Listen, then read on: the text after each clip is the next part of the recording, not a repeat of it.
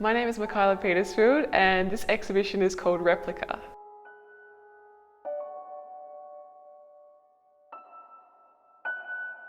I felt like growing up in Signet, my family was very creative, so there was definitely the opportunity to make art at home.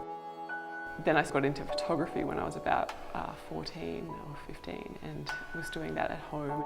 Because I was really interested in fashion photography and magazines, and I always wanted to emulate those sort of images. And the easiest way to do it was to use myself as a model. Just shooting on film back then, just point and shoot camera. It was quite basic, but it was a really good way of getting started. In this series, I'm talking about replicas in relation to photographing ourselves, or selfies, and self-presentation on social media as it relates to the current moment, which is people using filters and Photoshop, Facetune to really alter their appearance dramatically. And I'm just interested in what the implications are and how that affects how we see our actual material selves. And how do we relate them to these digital bodies that we're creating? Yeah, so I've just tried to explore the fact that we have these multiple versions of ourselves. So I've quite obviously replicated my body, two versions of yourself, and I'm sort of using that as a symbolism for how we have these multiple versions of ourselves in contemporary reality with social media and the smartphone. I really enjoy being able to take on the multiple roles as retoucher, as costume designer, as makeup artist, as model. And I find that I enjoy having that entire control of the production from start to finish. And that way I can create exactly what I want. And something that is absolutely curated from start to finish. Probably the thing that I spend the least time is actually taking the photographs.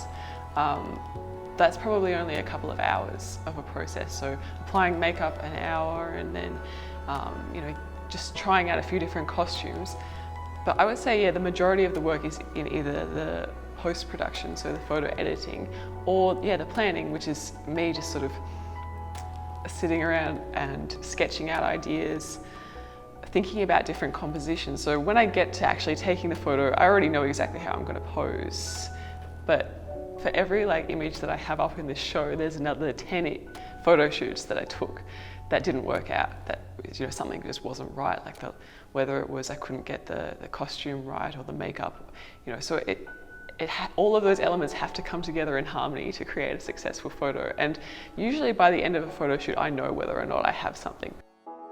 I know I'm going to transform it a lot in post-processing. I know what my ability is with photo editing and how much I can transform, but I kind of know what sort of foundation I need to do that. Yeah. There's this sense that it is an isolated performance, I think, and I'm most comfortable working by myself because there is no one else there. That is part of the practice and it's part of the imagery as well. You have that feeling of these figures all being solitary, and so it's important to both the themes of the artwork and me as an artist myself, because I'm not an extroverted person in my everyday life, so to be able to model in front of other people would make me really uncomfortable. But while I'm by myself just with a camera, that is when I can be whoever and take on any sort of identity.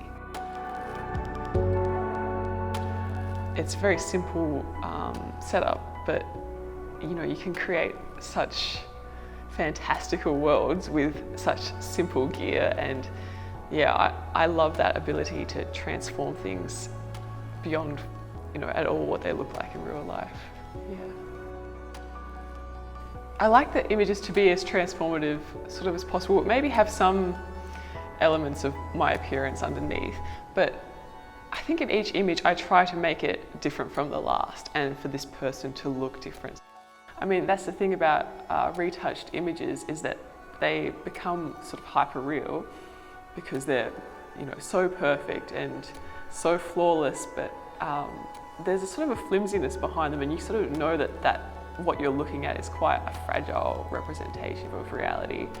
It's just sort of on closer inspection that you realise that something maybe feels a little bit off or a little bit too artificial, or that the whole thing might collapse at any moment. My sort of intentions are to subvert the feminine ideal, but in such a way that is a little bit more complex than just straight up challenging it. And that is my position as an artist, because I myself am very attracted to the aesthetics of like fashion imagery, of commercial photography, and of, you know, retouched imagery. I find it particularly like alluring, and so I end up in this ambivalent position between artist and consumer, you know, complacent and critiquing. Yeah, and I think that's what kind of makes the work interesting, because the strategies and the aesthetics that create those images, but then to just sort of slightly undermine them and make them seem fragile and like they could collapse. Yeah, that's definitely what I'd like to do.